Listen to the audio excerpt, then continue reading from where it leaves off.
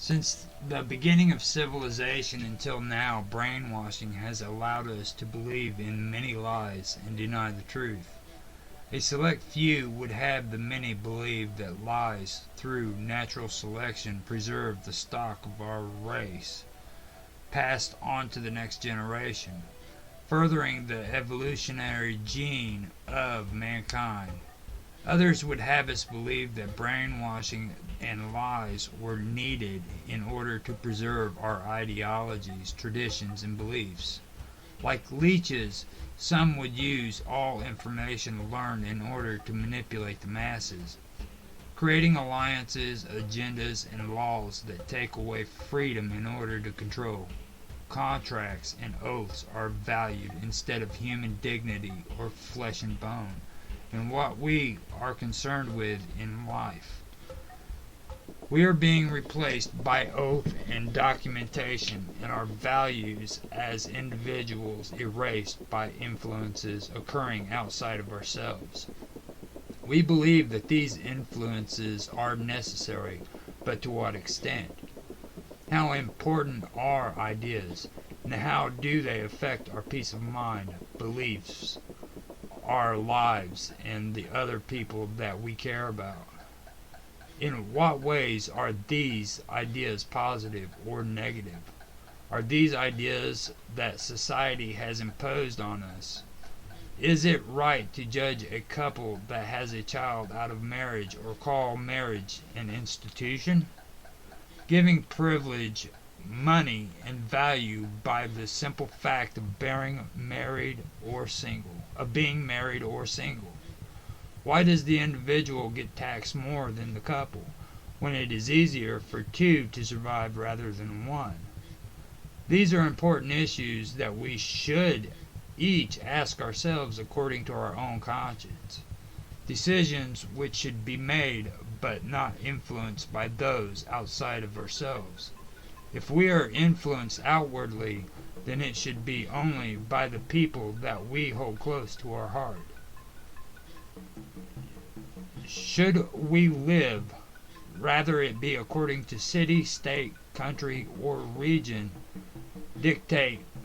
should where we live, rather it be according to city, state, country, or region, dictate that we believe?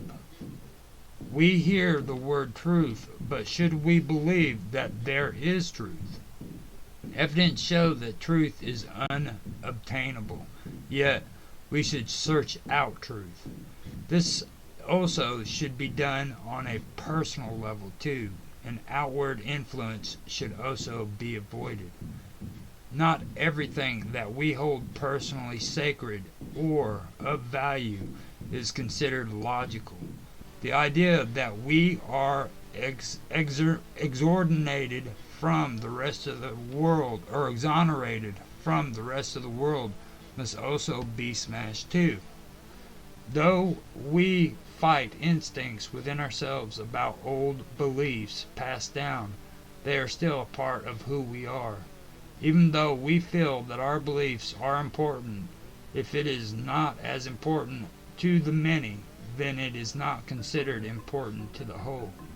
We should all be able to understand this in order to be a part of society, but this does not represent who we are and what we believe.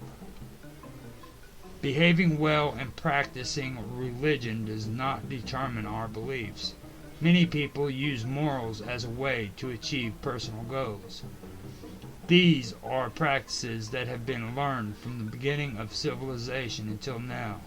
We are not a person because of our work responsibilities or because of the opinions of others. Our actions do not define us, and decisions must be made in life that situations create, which we must decide ourselves. Some are decisions that do not make us happy, but they have to be made. Some are selfish that help us, hurt us, and sometimes both. So they must be made cautiously. We can only go so far in life, taking values in rewards, evaluating our achievements on if we get the same amount as the people around us. Do we do things to be rewarded for fame and recognition, or because we enjoy doing them? Is it important to consume, and does anyone really deserve what they get? Is man's desire only to be a human who wants or a human being? These ideas are always blurred by the needs of each person when children and family are concerned. According to the intellectuals, we live in two worlds that consist of immortality and reproduction. When a society lives in an environment that is hostile, the society focuses on being self-sufficient. When society is in an environment that is pleasing, it focuses on reproduction. These are not by any means higher instincts. Instead, they are basic understandings of the lower instincts. The importance of a person is not determined by marriage standards, judgments, accomplishments, or goals. Determining these things are not set by how smart a person is or isn't either. All of life is important, and the conservation of life is what truly matters, not the value that is determined. Governments once ruled by empires are now replaced with people who give consent, allowing themselves to be arrested and even institutionalized in some circumstances. Institutions dictate lives, replacing God with sovereignty and religion. Money is a part of marriage and now an institution, which is encouraged with incentives. Those who follow a sovereignty are obligated and responsible through oath and contract. Instead of honest decisions, we build character and negotiate among ourselves. We replace ideas that cannot be proven in order to explain away the ugliness of man's heart. Differences between the truth and lies are disguised with lofty words like free will and volition. In reality, though, we can no longer think for ourselves. Instead, we wish to be taught, controlled, and manipulated by others. To appease the masses, we create stories and fairy tales of false hope, freedom, and salvation, with some moral to each story, showing how human means can overcome nature. When civilization is at war, our leaders lie, manipulate, change allegiances and ideologies for personal goals and agendas. Differences between morals from beliefs are found throughout history.